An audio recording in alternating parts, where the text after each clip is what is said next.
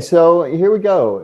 Stratospheric exploration. So the stratosphere is, just to orient yourself. It starts, depending on your latitude, maybe 50,000 feet, 40, 50,000 feet, and goes up to around 180,000 feet or something like that.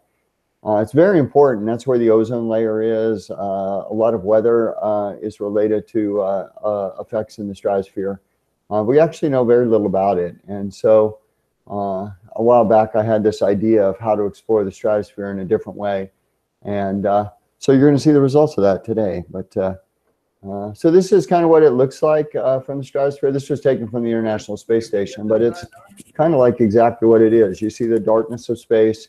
You see the beautiful thin layer of atmosphere where you've got all kinds of different layers in it. It's you think it's just, kind of, a gradient of blue, but there's all kinds of intermediate layers in there. Some very high up, icy layers, lacy layers, but it's a beautiful, beautiful place. And to get a chance to see it was really special. So most people that have been through most people don't actually go into the stratosphere. They actually just go through it in a short period of time in rockets and things like that. I doubt if they even look out the window during that, 8 seconds that they're actually in the stratosphere. But and the people that have done it in terms of, for stratospheric skydives have done it using a capsule. And capsules are balloons and capsules. And balloons are a wonderful way to travel, but capsules have their share of problems historically. So I wanted a different way to explore the stratosphere than looking through a small window in a capsule, and it was inspired by something quite different, which is scuba diving. I'm sure many of you have certainly seen scuba diving. There's probably many of you that have probably snorkeled or things like that, or even scuba dive. I'm sure there's some certified scuba divers in the group, and I think it's interesting about scuba diving is the environment is all around you. You're not trapped. You're free to be able to look around, to be able to turn, and everything you need is self-contained. It's you've got your oxygen, you have a wetsuit to protect you from the cold. Pretty much everything you need is there. And so what I did was try to figure out what would be a scuba diving equivalent for the stratosphere, where everything was self-contained.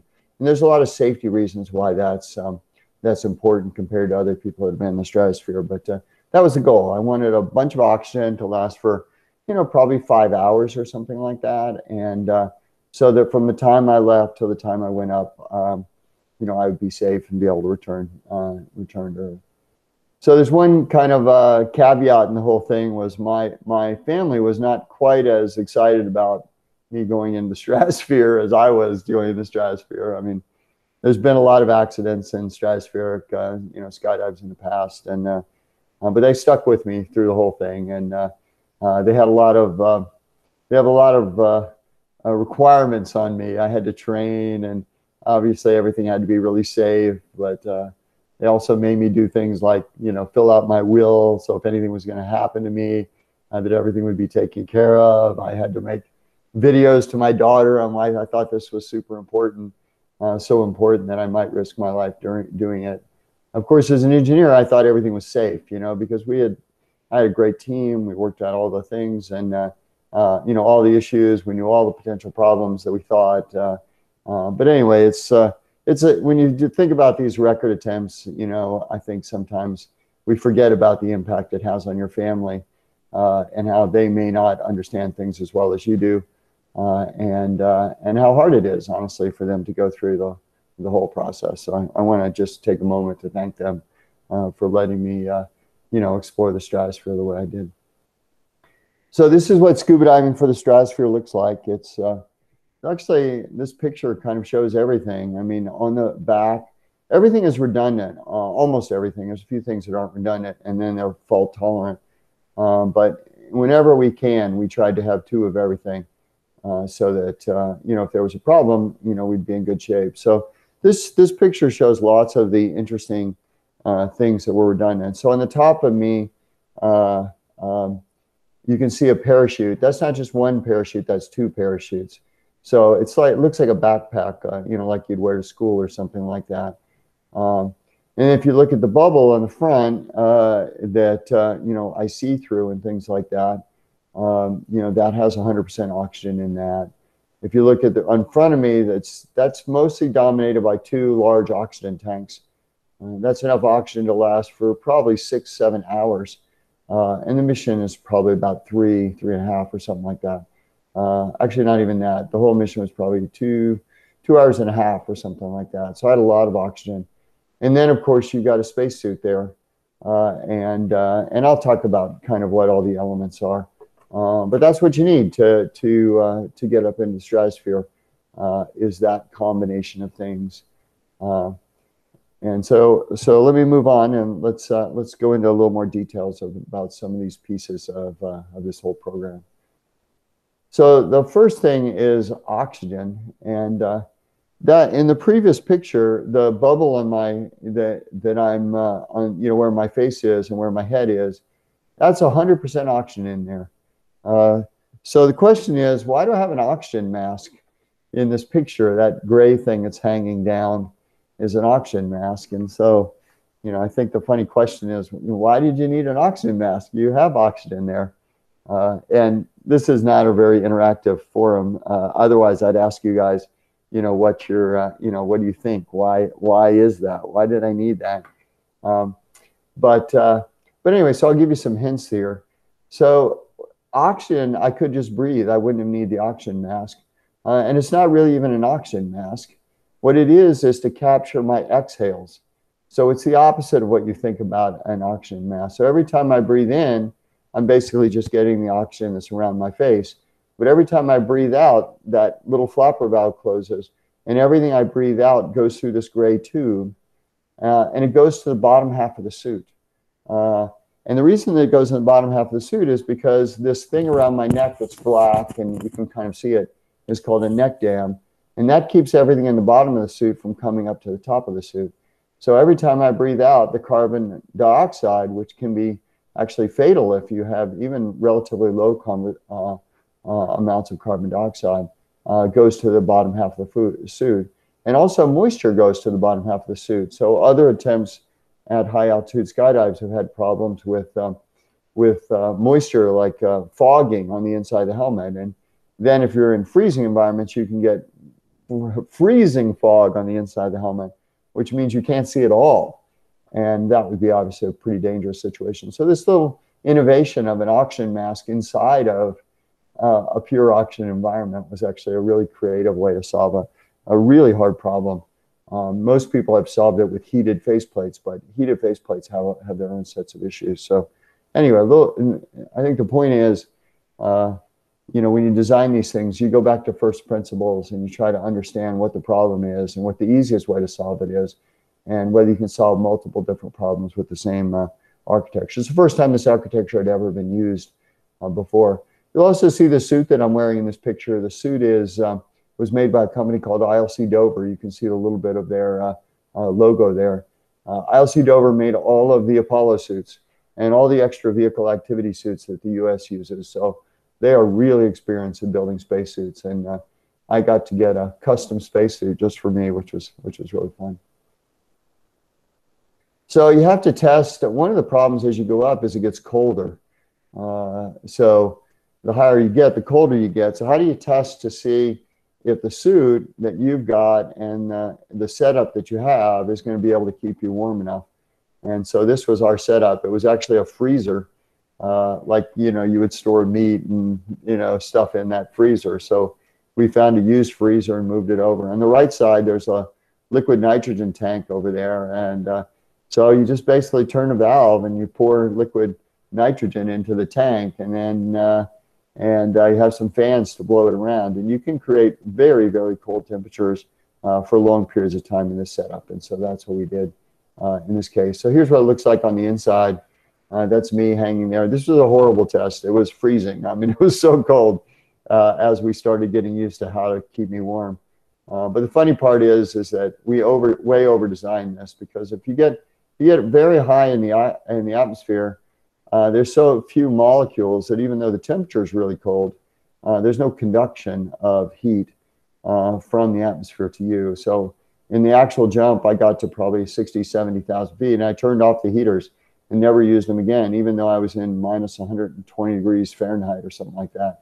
I didn't need any external cooling because that temperature was not actually reaching me because there was nothing to conduct it into the system. So, but in the practice jumps, this was a test we had to do like 5 times. So I got very cold at least 4 of the 5 times. A couple times the test just failed completely. But the last time we figured out a way to keep me warm even in really, really cold temperatures, although that wasn't really necessary. So the next thing that we had to think about was spins. And so I don't know whether you guys saw the Red Bull attempt. This is from Red Bull, this footage right here. Red Bull in 2012 broke Joe Kittinger's, over 50-year-old record of jumping from 102,000 feet. Felix Baumgartner did it in 2012. And we went on to break that record in 2015. But here's his jump. And I just want you to see, kind of, what was going on for him. So the release was fine. This is him leaving the balloon. You can see on the picture, he's rotating a little bit to the right, and he stops that. And then he rotates to the left. And so far, it doesn't look too bad. But then all of a sudden, it gets faster and faster. And what you probably don't notice unless you look is now he's not only spinning, but he's in an inverted flat spin. So for those people that have any aerodynamics or aerobatics experience, you know that inverted flat spins are not good. They're incredibly disorienting. And it's really hard once you're in one to get out of one. But he did. Felix managed to get out of that. So we were going to use a technique that's called a drogue parachute. And a drogue parachute is a small parachute. And what it does is it slows you down slightly, and it keeps you face to earth. So you cannot possibly turn over when you've got a drogue parachute. And we thought the drogue parachute would solve all our problems, that we would never have to worry about spins because the drogue parachute would both slow us down and keep me face to earth. So this is a dummy jump that we did. So we took a dummy up to 120,000 feet, and we dropped it, and we tried to get an idea on what the spin rate would look like if, it kind of simulates if I was unconscious, what would happen. So here it goes. So here's the dummy release, and you can see, you saw for just a second probably the drogue there. You can see the little orange thing there. And so it looks pretty good. It quickly stabilizes so that I'm face to earth, or so that the dummy's face to earth. And you see the RPM, but all of a sudden the RPM starts going way up, like 100 RPM, 120 RPM, 140 RPM, 170 RPM. And all of these spin rates are, fatal because the blood basically from your center of gravity, the blood will move, toward your extremities, toward your head and toward your feet. Feet isn't so bad, but increase of pressure of blood in the brain causes aneurysms and eventually death. So it's not good to spin at that rate. And the way we had designed the system, we had set it up so that it would return an unconscious skydiver to the Earth safely. So it didn't matter whether I was conscious or unconscious. Our engineering had to get me to the Earth safely, and not depend on great skydiving ability like Felix showed in the Red Bull jump. So anyway, this is an example of what we ended up with. And so why don't I, for a second, I'm going to stop the video here for a second, and then just see if anybody has any questions here. So yeah. So there was one question. In the spacesuit, is it just oxygen, or is there a mix of nitrogen and CO2 too? No, it's just oxygen. Remember what happens is the pressure as you go up goes down, and eventually, in space, the pressure is zero, right? As you go up, and so what happens is as you go up, the pressure starts falling, and you get to a certain point called Armstrong's line. And Armstrong's line is important because when you get to Armstrong's line, the boiling temperature of water goes down as you get higher. Okay, so if you go up to Tahoe, the boiling point of water might be, instead of 100 degrees C or 212, it might be 200, which is why it takes you a long time for your spaghetti to be finished up in Tahoe versus here. But if you go high enough, then the boiling point of water goes from 212 degrees Fahrenheit down to 98 degrees Fahrenheit. Now that's bad because your blood is at 98 degrees Fahrenheit, so your blood will start to boil, and that's at 66,000 feet. But also the amount of oxygen that you get, the partial pressure of oxygen also goes down. So you're getting a full breath, but because of the partial pressure difference, that breath is not providing you with the same amount of oxygen that it would normally. So if I took normal oxygen that we would use on the ground, if I just had a compressed air tank and went up to 100,000 feet, I would not have enough oxygen. The percentage of oxygen is only like 18%. And as I go up, it becomes a smaller and smaller percentage. So I actually need 100% oxygen. That will get me down to about 20% at the highest point oxygen. So it's about equivalent to what it would be like if I was on the ground. But I don't want to mix it with anything else. I don't need to mix it with anything else. But there's some interesting parallels between scuba diving and skydiving in this particular. Like you can get decompression sickness. You can get bubbles to form on the way up, and you could get the bends. But in this particular situation, matter of fact, there's probably 4 or 5% chance that I would have gotten the bends on the high altitude jump. But the solution for that is just to come back down, because then you essentially repressurize and bubbles go away. So it's a creative thing. But yeah, 100% oxygen, that's what we use. Any other questions before I go to the next part? Yeah. So was there any CO2 scrubbing used? No, I didn't need it. By taking the CO2 and moving it to the bottom half of the suit, it was gone for all practical purposes. And, if I did it again, we tried to use the simplest systems we could find. And the simplest system was just take the CO2, route it to the bottom half of the suit. And one thing that's interesting about suits, the pressure in a suit, I kind of figured out the thought that if you had a spacesuit that, you'd hook it up to a pump to pump up the suit so it would be ready to go up to altitude, maybe like you pump up your tire. But that's not how it works, actually. It's kind of the weirdest feeling. What happens is you're in the suit, they close off the valves that basically would normally just allow everything to basically go out. They close off the valve and you start pumping the suit up every time you exhale. So every time you exhale, the suit pumps up. So it's like pumping up a balloon from the inside of the balloon. And it actually doesn't take very long, only 2 or 3 minutes, because there's really not that much volume in there to be able to pump up the suit completely from the inside. So anyway, the suit is pumped up there. And then as I go up, what happens is as the pressure outside falls, the pressure inside the suit falls at exactly the same rate until you get to a magic number, which is 5.4 psi, which is equivalent to like 23,000 feet or 22,000 feet or something. And at that moment, the suit says, there's a thing called a dual suit controller, and it says, I'm not going to let this pressure get any lower. So all of a sudden, it starts stopping anything from exiting, and it keeps the suit at 5.4 psi. And 5.4 psi is a lot. So, this iPad right here, if you look at it, it's probably, 5 inches by 7 inches, kind of thing. So that's 35. We're talking about, 500-600 pounds of pressure inside the suit on really small amounts. But anyway, so that's what happens. And then you pressurize on the way up, and on the way down, eventually you'll get down to a normal atmospheric pressure. But that's how the system works. Any other quick questions? Another last question was that what's the difference between your suit and a standard space suit?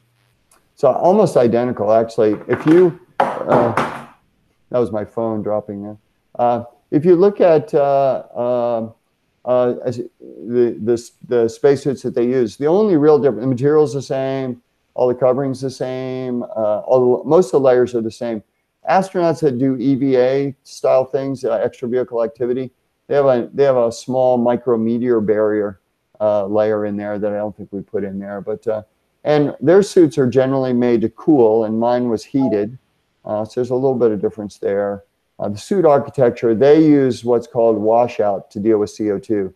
So what they do is they just supply so much oxygen, and they are constantly venting, the exhale, that they have so much oxygen flowing past your face that they don't have to worry about CO2 or moisture, for that matter. But that would use up, that uses up, 30 or 40 times more oxygen than a system like this one had. But if I did it again, I think I would do recirculating. I would build a system that had scrubbers in it, and then I could have extended the range from 5 hours to, probably 20 hours or more. There's a great system done by my friend Bill Stone that is used for diving, where they have 2 independent 18-hour systems for oxygen, and I think that would have been fun. But anyway, we didn't do it in this system. Anything else? Nope. Okay, I'm going to go back. I'm going to try to go back into present mode, and we're going to see what happens.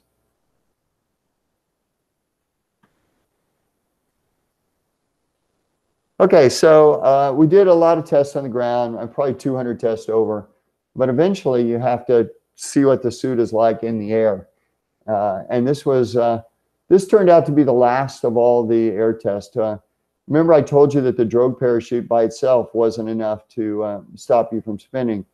But if you have a drogue parachute and you connect it to the right spot, then it turns out it has really good anti-spin benefits. So if you look, the drogue parachute is the bag on the right that you see, and there's a little bridle that comes over. And normally it would be attached, if you were doing a tandem skydive, to that little kind of rectangular thing right in the middle of the backpack on the bottom. But you notice it doesn't go there. It actually goes way up to the top, right actually below the helmet. And it turns out if you do that, you can make the system, super spin resistant. We ran a test that showed that from 120,000 feet, the spin rate goes from, probably 400 RPM down to 22 RPM with just moving that drogue bridle attachment, probably 12, 13 inches. So you can see that change here. This is the last test that we did. My friend, you can see Blicky's there. There's some safety divers that are taking pictures. You'll see them on the picture. They're skydiving with me in this case because we're skydiving out of an airplane.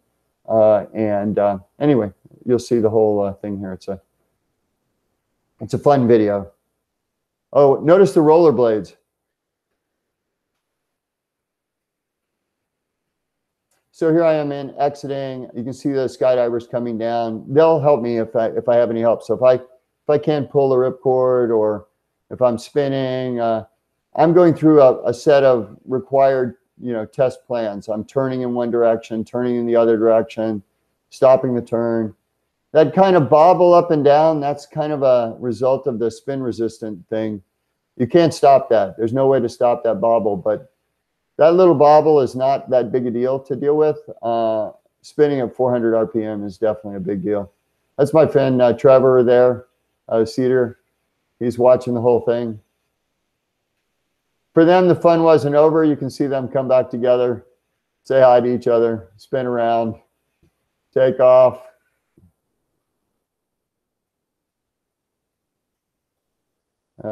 So let's see how to get out of that.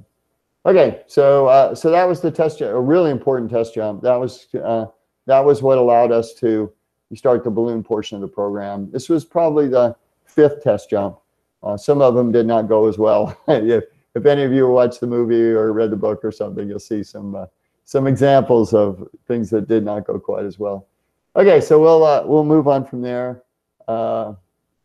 So the question is how to get up to 135,000 feet. There's no airplane that'll go to 135,000 feet. Even U-2s, SR-71s, they really only can peak at maybe 87,000, 90,000 feet. So if you want to get up there, you really have to go to the oldest form of aviation, from the 1700s, which is a balloon.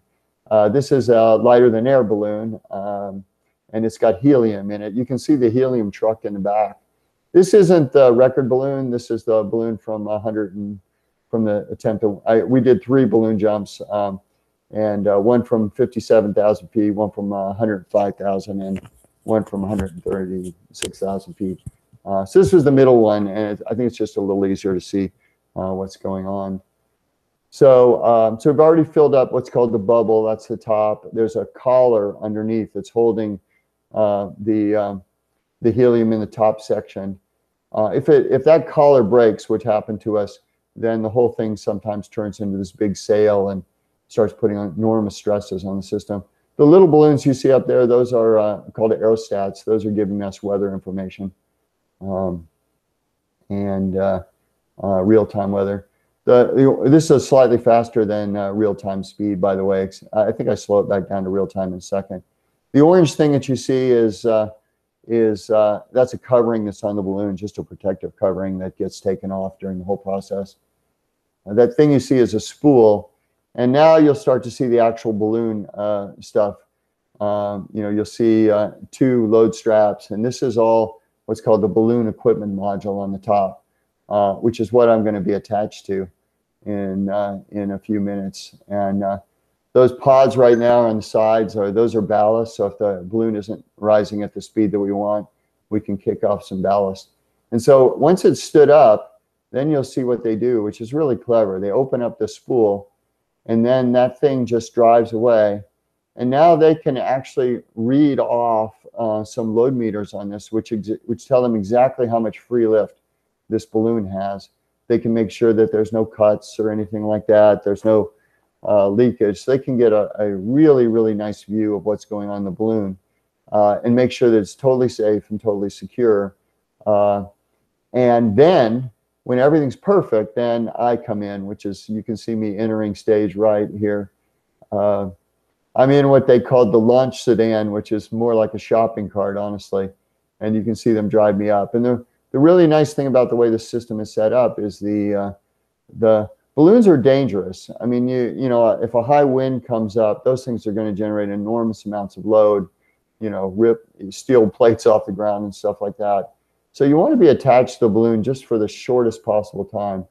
So you can see them basically drive in, and then they've got 2 connectors, one electrical and one mechanical connector, and then I'm off. That's everything that needs to be done to basically get me up in the air. So let me stop right there, because the next one I think is going to be the actual record attempt. So before I go into the record attempt, I figured I'd stop for just a second and see if there's any more questions.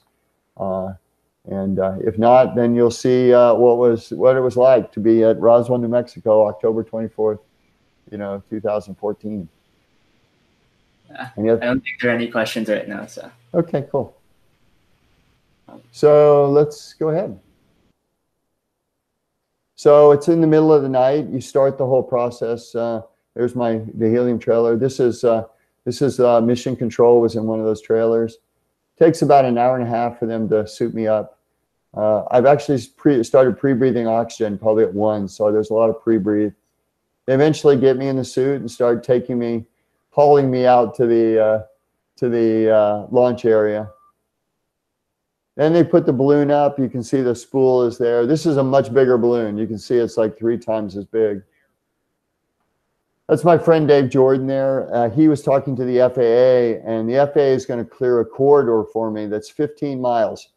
So I have my own set of airspace, 15 miles on every side, and every jet's being diverted away from me right now. This is the launch. This is a beautiful, I mean, it's hard to describe how peaceful it is to be able to go up in a balloon. You can see me waving there with my left hand. I used to wave with my right hand, but team gave me a hard time because the emergency release system is actually, on the right side, and they wouldn't let me wave with my right hand anymore. You can see we're pretty much going straight up right here. This is probably 5,000 to 6,000 feet or something like that. And we're still right over the airport.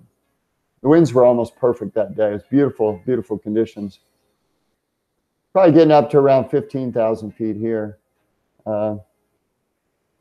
Starting to see, this camera's going to go away at some point. It ran out of batteries. This is mission control. This is called the mod space. That was kind of friends and family. 2 of my sisters were there. A lot of friends. A lot of people that had a lot of input put on the systems, but weren't required in mission control, like the parachute team and stuff was there. You can see now we're starting to get really high. This is a lens effect. It doesn't, the Earth doesn't look quite that curved, but you can really start to see the darkness of space as you get higher and higher up here. This is a great picture right here of what it was like right before I was released. You can see all the layers in the atmosphere in the darkness. You can see I was using foot signals. I almost never talked on the whole thing. It's really hard to even get to the push to talk button. So here they're about to do the release. Just count down 3, 2, 1. So that's the drop from 135,000 feet. You can see I kind of do a backflip here. You'll see the balloon go by. You'll see the drogue parachute here, which isn't doing much droguing. It's actually not even inflated at this point because I need to speed up enough for that drogue to actually inflate. But there's some great technology that we're using so I don't get tangled up. And then I start accelerating, and it's there's 51 you know, I get up to crossing the speed of sound in about 37 seconds. My fastest, I think, is at 45 seconds, where I get up to 822 miles an hour, Mach 1.22. And then as soon as you start here, it's quiet, totally quiet. There's no sound at all except from my breathing. And then once you get up to a certain speed, you start hitting the atmosphere, and from that point on, you start slowing down. And by the time I get low, which is down here, it's at we're at you know, going about the same speed as a normal skydiver, 135,000 feet. Excuse me, 120 miles an hour. My friend Blickies, as soon as I opened, another airplane flew over, and he actually jumped out next to me, and so he was my wingman on the way down. There's some cotton fields in the back. This is the landing, or more appropriately, the crash. You'll see it's almost impossible. You cannot do a stand-up landing in this thing. The suit weighs 420 pounds with me on it. That's Blicky's getting to me like 10 seconds afterward. You can see the vegetation all over me here. And then the rest of the team got there in another minute or so. They were in helicopters, and we landed about 70 miles away from where we took off, which was within a mile of where we predicted that we would land. And so anyway, it was really great. Everything went well.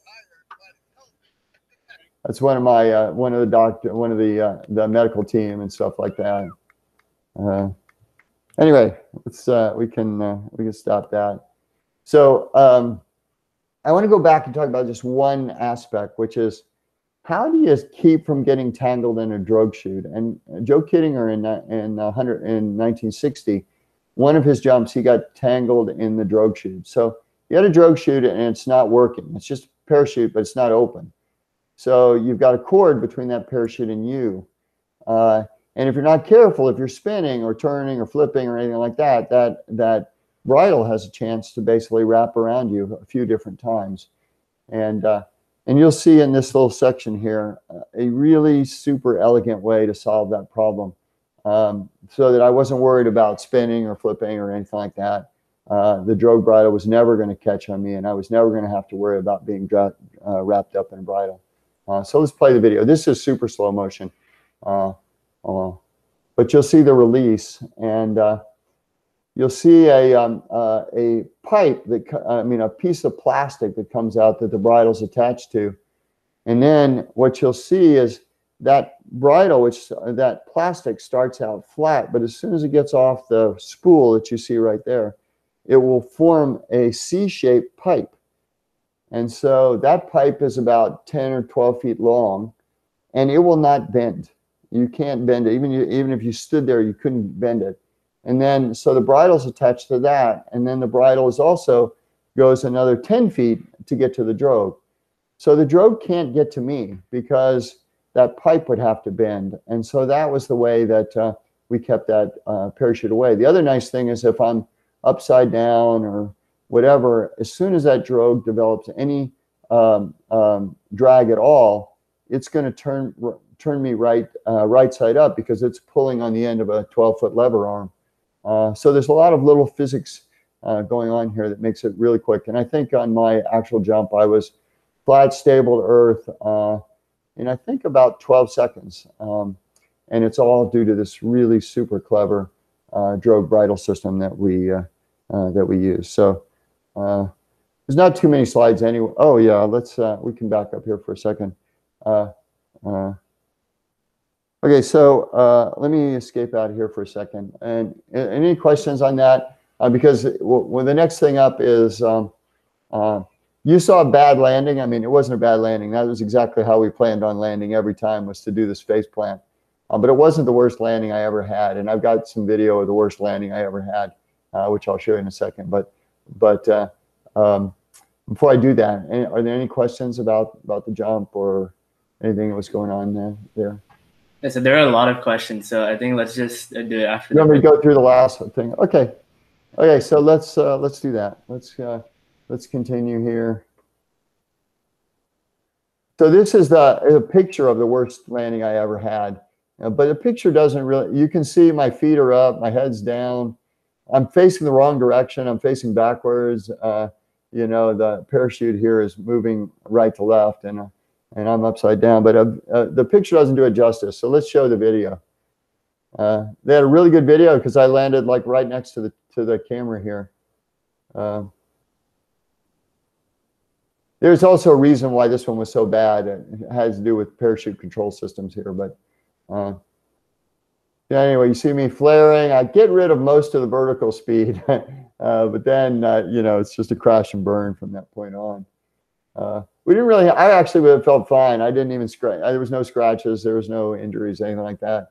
We hadn't quite come up with a signal that said I should wave or something just to tell everybody I'm okay, which I did on the final jump, as you saw. I waved, let people okay, but. Anyway, I didn't get scratched. I never got a scratch on any jump, any test jump, anything. Other than getting rather cold, it wasn't that big. None of these things were a big deal because I'm in an airbag, right? I'm inside an airbag, and I've got steel on both sides, and the helmet is such that you could hit it with a baseball bat all day, and it wouldn't cause any problems. So I felt very protected in this whole system. So the suit, if you ever get a chance, it's in Smithsonian Air and Space Museum. It's the Udvar Hazy one out by Dulles. This is a picture of the day it was installed in the museum. And if you want more, there's a movie called 14 Minutes from Earth, which is, you know, I give the Jerry Colbert from Atomic Design. He makes it, everything seems way more melodramatic than it was, but anyway, he took some license. Like, there's a moment where you get the impression that if they don't find me in like 2 seconds, that I'm going to die. And I had like 2 more hours of oxygen. But anyway, it's a great film. I actually really enjoy it. So you're welcome to watch that on Netflix or you know, Google Play or anything like that. And if you really want to get into the engineering details, my friend Jared Leidick, who was responsible for the environmental system, he wrote this book called Wild Black Yonder, and it goes into a lot of technical details on the whole attempt, and you know, a lot of the tests that we did and why we did it and how we came up with some of the really interesting things. So if you want a deeper perspective, you can get that, and you can get that on Amazon. It's probably the only place that hasn't. So this was a team and part of the aircraft that supported it. This was the team that was at the site on the day of the jump. There were lots of other people that built systems and subsystems of it, but this was us all gathering together at you know, after the jump was over. And that's it. That's the whole presentation. So it looks like we have another 15 minutes or so for questions. Yeah. So Alan, awesome presentation. It was fascinating to see your nerve-wracking experience of jumping from the stratosphere. Now it's time for some Q&A. Please put your questions in the chat box. Also, you can unmute by either pressing *6 if you're dialing in or clicking the unmute button. For those of us who joined us late, EAA Chapters 20's Young Aviators aims at unleashing students' passion in the fields of aviation and aerospace. We welcome teams who are interested in aviation and aerospace to join Young Aviators. Please help spread the word. Now let's take our first question. So what motivated you to undertake this daring mission, and what obstacles did you face?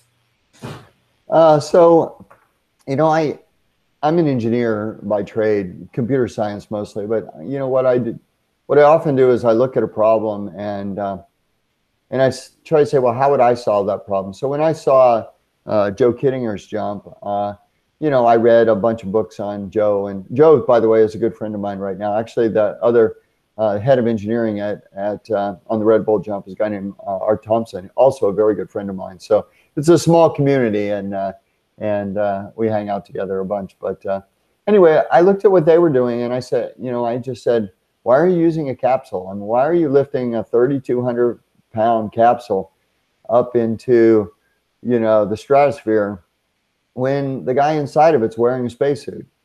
It's like, why do that? And the whole idea there was, you're in this beautiful capsule. It's a gorgeous capsule. I don't know if you've seen it, but it's, you know, it's unbelievable. But at some moment, Felix has to disconnect himself from that ship's oxygen. And at that point, he has 15 minutes of oxygen. That's it. That's all he's got. And he's got to get from that capsule all the way down to breathable atmosphere in that amount of time. And it makes it very complicated. Like, you know, suppose he gets a reserve deployment, unexpected reserve deployment high up in the atmosphere, you know. And in this case, they had to design a special rig that you could cut away your reserve parachute, which doesn't sound like a great idea just in general, but he had to have it so that he could basically make this jump. So I looked at it and I said, gosh, you know, why not just, you know, basically do like a tandem skydive? Why don't you, instead of a person being hooked on the front, why don't you hook an oxygen system on the front, keep the parachute on the back, and why don't you be able to just go up, you know, go into space and go. So I thought it was going to be simple. I thought, you know, just, you know, maybe a year of effort and we'd have it nailed. Now it turns out a lot of the things I had way oversimplified, and we need to do a lot of engineering. It took 3 years instead of 1. It was a lot more expensive, but it was mostly because I thought there was a better way to do it. And, you know, I could have just said there was a better way to do it, but nobody would have believed me, right? So it was much more fun. I mean, I kind of thought to myself, you know, when I'm 80 years old, I don't want to look back and say, hey, I knew a better way to solve this and I didn't do it. And so, you know, it just, one thing led to the other. I started researching it, started looked up on the internet, and eventually was connected with somebody who could partner with me to actually build it. And that was Tabor McCallum at Paragon Space Development. And he was excited about the idea as I was. And it was an interesting company. It's a tiny company in Tucson, but they made toxic environment suits and space environmental systems. And so if you kind of look at the cross product of those two things, you get exactly what we did. But anyway, that was mostly just to show it can be done, and it can be done safely, and it can be done in a way that was, you know, cheaper and more interesting. And I think sets up, and it also simplified a lot of things. Like they needed a 28 million cubic foot balloon to go to 128,000 feet. If they wanted to go to 136,000 feet, they would have needed, you know, probably a 55 or 60 million cubic foot balloon, which, by the way, doesn't exist. They already use the largest balloon that you could possibly get. Whereas I managed to go to 10,000 feet more than they, and I had 11 million. So I had a balloon that was about a third the size of theirs, and still managed to go up because the system was designed in a little different way. But anyway, no great reason. Just I love aviation. I love flying. I thought it'd be great to see what space looked like. It'd be great to solve a bunch of technical problems and try to see if I can inspire other people to try similar kinds of things. So what were some of the engineering challenges involved in this endeavor? Well, temperature was a big challenge. Trying to heat myself, that was a big challenge. Trying to get the CO2 and the moisture, that was a big challenge to try to get. Finding a balloon turned out to be hard. You know, these large balloons are all used for scientific payloads, and you know, the biggest U.S. manufacturer won't even sell them to anyone to do a human payload. The system that we used for launch was very innovative, one that no one had ever used with a balloon that size. It's called a static launch, where the balloon's up and you can actually look at it from all directions and tell whether it has enough free lift. And it had never been done at that size. You know, the suit was heated instead of cooled, which had never been done before. It's just tons of, new and interesting things. Nobody had ever solved the spin problem, and we figured out how to solve the spin problem. It's the first new design, honestly, for a spacesuit in probably 40 years that had actually been built and tested. So there was a lot we learned there. So anyway, it was fun. Did you ever get sick in the suit? No, I didn't. Yeah, well, that's not true. It's interesting because you have to take a special diet, because if you get sick and throw up, it's actually a big problem, because you're throwing up into a mask, and there's a little valve that you can purge, if you were to throw up, but it's a tiny little tube. It's like maybe a millimeter there. So you have a special diet that you go through, which basically makes everything that you were going to throw up liquid, so that it would go through that tube if you, in the event that you were to throw up. But no, there was one test where it was a really hard test, honestly, one of the hardest tests, which is they wanted to make sure that there was a set of things that I would need to do if a certain situation came up. Like if I start turning to the right, what do I do? If I start turning fast to the right, what do I do? If I turn too fast to the left, if I'm going up and down too fast, what do I do? And so there was a whole tree. First I'd try this, and second I'd try this, and third I'd try this. And so there was this test where they had me hanging, from this thing, and they were like pushing me up and down and spinning me around and stuff like that. And their goal was to see how sick they could make me in this test. And my goal was to not get sick if I could. But I had to cancel the test. I mean, we went through it like probably 20 times, and I finally just gave up and said, hey, I can't take it anymore. And so they let me off. But in Jared's book, they say they were actually really trying to get me sick to see what would happen. But anyway, never got there. So how fast were you going up? Balloons are interesting. I could go into the physics of why, but they basically ascend at the same speed the entire way up. It's not like airplanes where, they, normally aspirated aircraft, as you guys know, as you climb, there's less oxygen, so the climb rate goes down, and eventually you top out at whatever the service ceiling of an aircraft is. Balloons are different than that. The entire time the balloon has a bubble with the helium in it, and it's got a bunch of space that you're not using in that long tail. And so as soon as you release, the collar comes off, and now it has access to all that space. And as it climbs, the pressure outside the balloon goes down, so inside the balloon gets bigger and bigger, and eventually it'll be giant. Like that balloon would fit any professional sports stadium inside of it. That's how big it is. Like Levi Stadium would fit inside that balloon when I was at peak altitudes. But when you climb, you go up at like 1,200 feet per minute the entire time until the balloon's full, in which case it vents the extra out and you stop. So it really took me, 2 hours and 7 minutes to go from, the ground all the way up to 135,890 feet. And then on the way down, it was super quick. Once you released, it was only 4 minutes and 17 seconds to get back to when I opened the parachute. And then it was another maybe 10 minutes under parachute before I landed or something like that. So the way down's certainly a lot faster than the way up, but the way up was pretty darn quick. Yeah. So how many people are on the team? It's kind of hard to say. I think this picture, I kind of counted this picture. I think it was about 40 or something like that, 45 there at the time. But the picture is kind of deceiving because the Roswell Fire Department is there. There's a bunch of the airport management teams and stuff like that. But the core team was probably about, maybe 12 people, something like that, for most of the program. And what happens to the balloon afterwards? Wow, that is a fantastic question. It's super hard to get. You need to get the balloon down because the FAA says they don't like balloons just floating around that are like the size of football stadiums.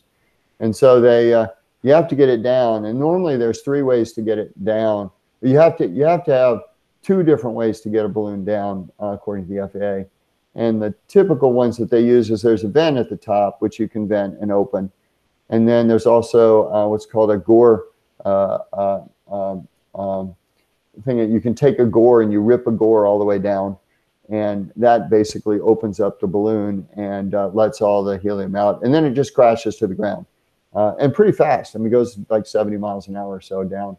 But turned out that for a variety of reasons, those mechanisms that work well for most scientific balloons didn't work very well for us at all. So we actually had to have 4 mechanisms to get the balloon down. And the one that was the most effective at high altitude involved detonation cord. So we had to use like pyrotechnics. You had this det cord that went around the top of the balloon, and you had to set off a fuse. You know, it was kind of like Wile E. Coyote and Roadrunner. And that thing basically had to burn a hole in the top of the balloon.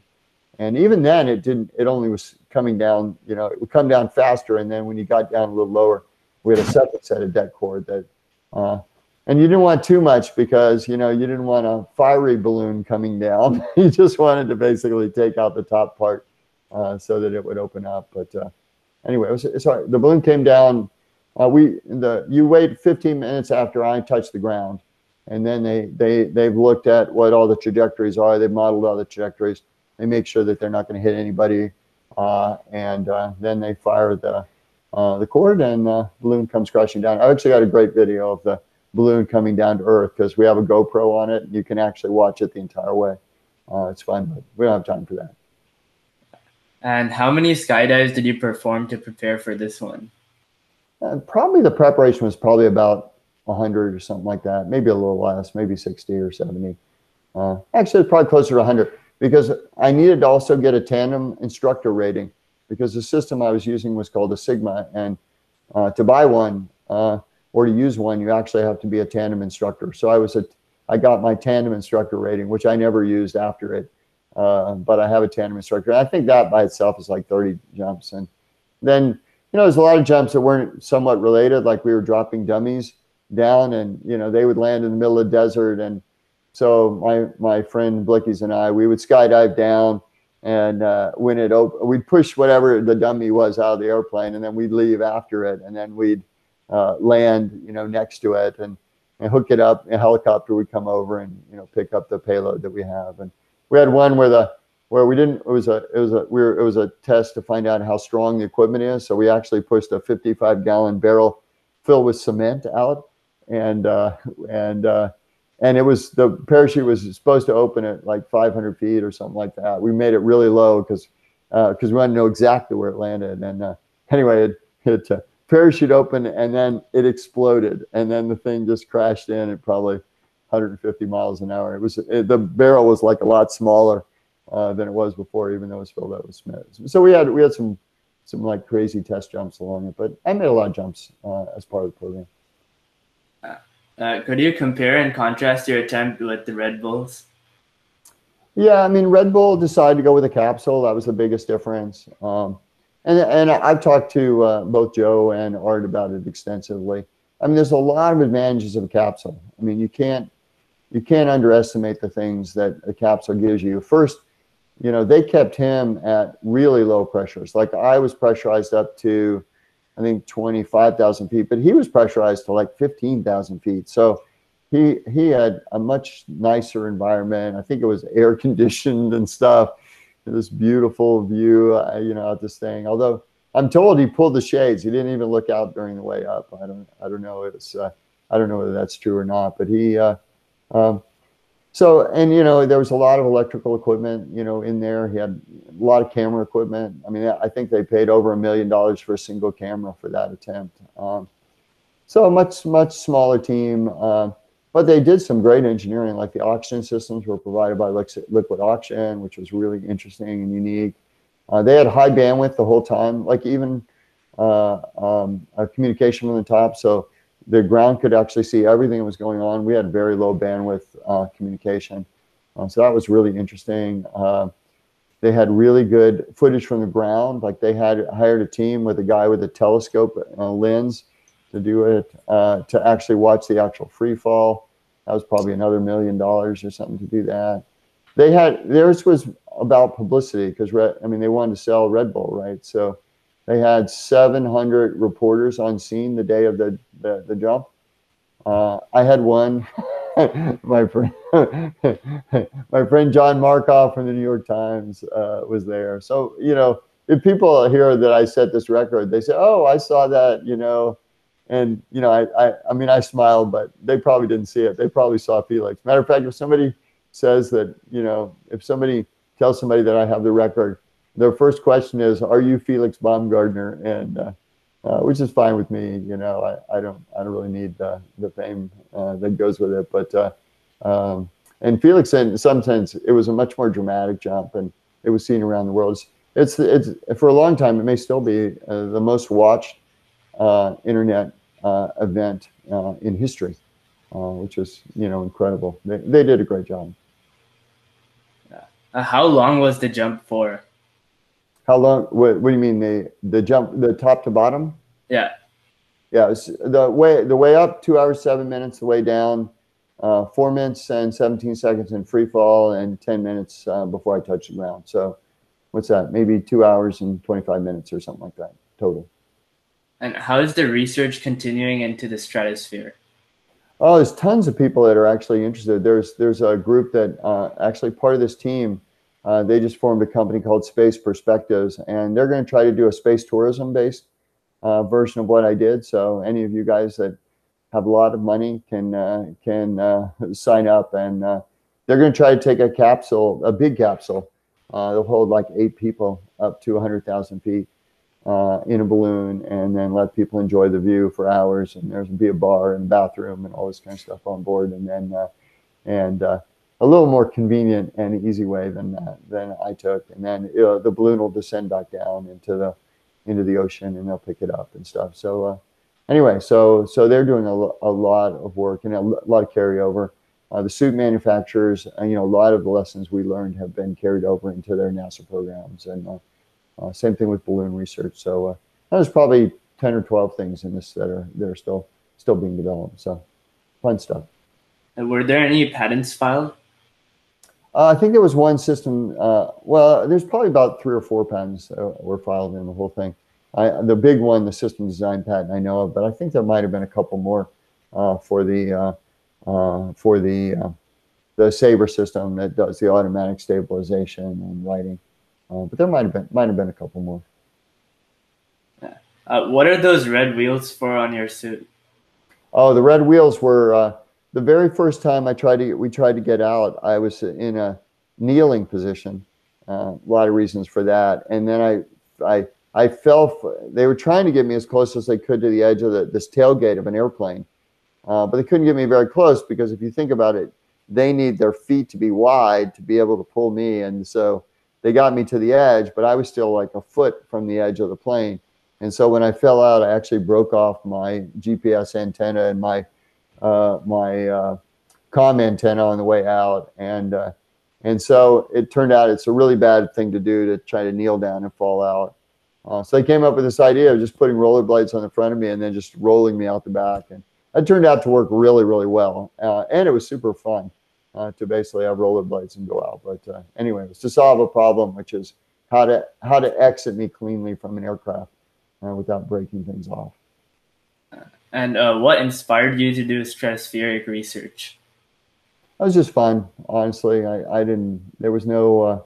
I mean, I had read everything about every previous attempt and stuff, and I love space and I love flying, right? And so it was kind of a combination of space and flying, and I'm also an engineer, so space, flying, and engineering, those 3 things are kind of central to my life. So it was a good combination of things that I love, and I love skydiving, So anyway, it just seemed like something that I was uniquely in a position to do. So that's what I did. And what was the cost of this mission? Oh, it's super expensive, but I'm not telling. You have to guess yourself. My wife knows; she's not telling anybody either. But anyway, it was pricey, I must say. It was. I thought it was going to be a lot less than it turned out to be. But when you try to do something at this scale, with a human life involved, it gets expensive fast. And I probably could have gotten sponsored, but I never did. Because I wanted to be able to make the decisions. I didn't want to have to go back to a sponsor and say, hey, we need to redesign the system. I just wanted to do it If we need to redesign it, we redesigned it. And you know, in the movie, you'll see there's one thing that went wrong, and it took us about a year, and we redesigned probably 12 systems after that one failed attempt. And so anyway, so I funded it myself, but you know, I've been fortunate. You know, this is still a small fraction of what the money that we give away to charitable causes and things like that. But it was still a lot of money by any stretch of the imagination. And how many months did it take you from idea to final jump? Well, from the first time I talked to somebody that could actually help me build it, it was 3 years, almost exactly. I met them. I met Paragon in December of 2009, and December of 2011, and the final jump was October of 2014. So it was, and that's a pretty rapid program. Red Bull spent 12 or 13 years on their jump. So wow, yeah. Except for the excitement, was the leap scary? Not really. I mean, I wasn't. I mean, if you took, I had a pulse monitor on the last jump. It didn't work. The pulse monitor didn't really work on and when we were vibrating on the skydive part, it didn't really work. But before and after, it worked fine. And my pulse was, I don't know, maybe 75 or something like that. On the way up, it was like 55 or something. And I doubt if it got over 100, you know, for the whole thing. It was pretty relaxing, honestly. Even on the way down, it was pretty relaxing. I mean, there's a lot to process, but things went, you know, pretty well exactly as planned. And was there a countdown before your launch from 135,000 feet? Actually, it's funny because the very first time we did a balloon jump was a 57,000 foot one, and we get up there and we haven't even talked about a countdown. We haven't even mentioned, like, are they just going to release me? Because they can release me from the ground, or I can release myself. So it was like, who's going to release it, and what are we going to do? And I asked my flight specialist, Sebastian, basically was the mission control director, and I said, could you give me a countdown? And he said, sure, why not? And so then he did. He did 5, 4, 3, 2, 1, and then I released. But before, you know, like 10 seconds, we hadn't even decided on whether to do a countdown. And so we did a countdown on all of them. So it worked out well. How long were you in the stratosphere? It was probably, well, if you count stratosphere as anything above 45,000 feet, then I was up there for, you know, an hour and a half. And then the previous attempts, I probably have about, I don't know, 2.5 hours now stratospheric time. So I don't know, might set a record. Yeah. I'm the only person that's done two jumps above 100,000 feet too. So yeah, I probably hold the record for the longest time in the stratosphere. Well, I don't know. And you get the U2 pilots and stuff like that. They would claim they were in the stratosphere too for the whole time, and they'd be right because they were. So they have a lot more, but time in the stratosphere than I do. Did you consider lowering the heavy equipment on a tether to reduce landing stress on your legs? There wasn't really any landing stress on my legs because my legs just hit and I fell right over. So I could have lowered it. I mean, there's things that we could have dropped. I mean, almost anything that we could have dropped at that point. But you also have the problem if you lower something and it hits before you, then it's basically going to cause the parachute to have a different angle of attack, which probably would have made things worse. So we would have had to release it and just totally release it rather than, you know, be at the bottom of the tether. But it really wasn't necessary. I mean, honestly, I mean, it looked scary. I mean, we had a very interesting way for me to land that wasn't that. But it turned out, we found out quickly that landing like that had no downside risk to it at all. And the fancy way that we had a bunch of risk. Which would have looked more elegant, but from the point of view of safety, the way I landed was actually the best way. And was the balloon recovered? Yeah, so that you can't reuse them, but yeah, it's recovered. And my daughter actually upstairs in her room has the connectors between the balloon and me. You know, there's this one connector where it's a stainless steel thing where all the load tapes basically come down, and so she has them for all 3 balloons. In her room upstairs. So that was her that was the prize she got for that. So it didn't go to the Smithsonian. It went to her bedroom. And have you followed the new spacesuit designs, and what are your thoughts? Yeah, actually, I went down. I actually did some work for SpaceX in their fairing recovery, and so I talked to their team. I mean, Elon's super excited about making suits that look really cool, and because he thinks suits make you look fat and dumpy and like marshmallows. He doesn't think space will be as cool, and he wants space to be cool because he wants people to go to Mars. And so he's forcing an aesthetic on spacesuit design that's never been there before, and I think it's great. It's really good, forcing people to think about style rather than just substance. And normally I'm a substance person, not a style person. But people that really do a good job of style, things look a lot better and are cooler. So anyway, so I applaud him. It's a great job. And did you have to work with NASA in any way? No, NASA.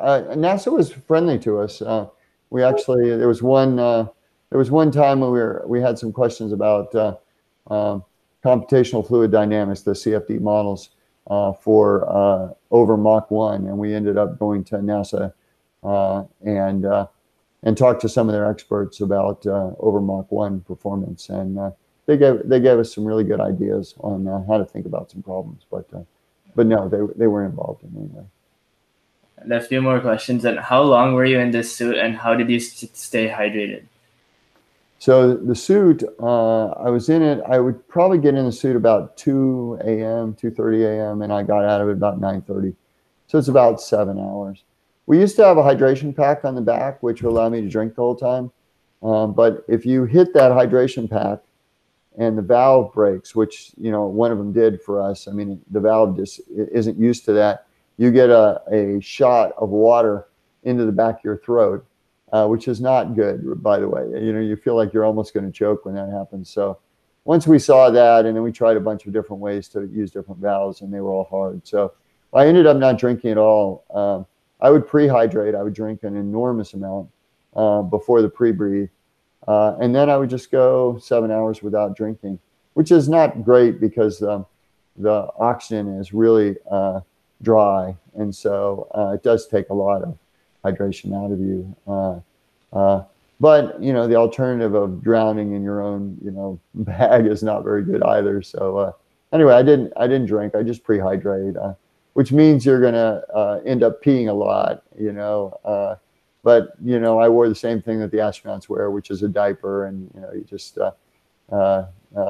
so underneath all those layers of the astronauts in their cool spacesuits, there's a diaper, and so I did the same thing and worked out fine. And although it's kind of an interesting thing, you have to learn to pee in a diaper as an adult. It's actually if you ever get a chance, I mean, your parents will probably kill you for it, but anyway, buy an adult diaper, put it on, and then just see if you can go. And do it like, put clothes on over and try to be in a group setting or something and try to pee into this diaper.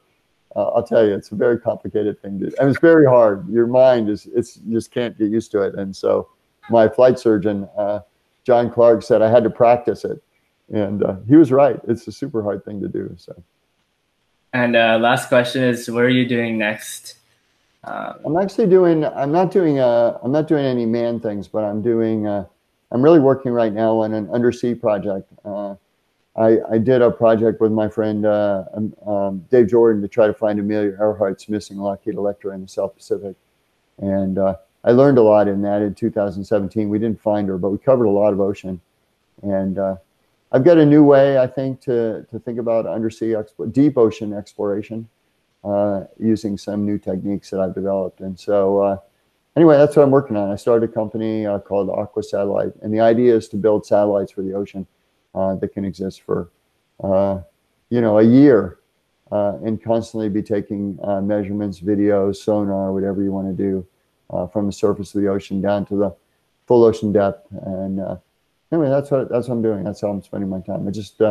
I've got my first employee starting. I've got 3 consultants right now. So maybe someday I can give you a talk on what it's like on the bottom of the ocean.